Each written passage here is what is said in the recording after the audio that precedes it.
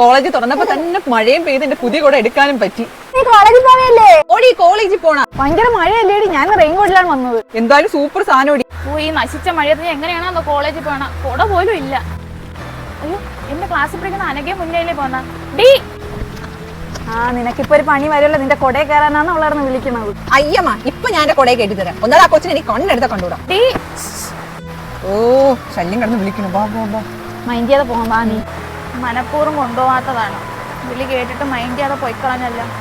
ഓ ഈ നാശം മഴ, ഞാൻ കൊട എടുക്കാനും മറന്നു പോയല്ലോ. ടീച്ചർ എന്നെ കൊല്ലും കോളേജിൽ ചെല്ലുമ്പോ. നീ എന്താ ഇവിടെ നിൽക്കണ? കൊട എടുക്കാൻ മറന്ന? ഈ കൊട എടുക്കാൻ മറന്നടി. ഞാൻ പോണ്. കൊട എടുക്കൂല, അങ്ങ് വായി.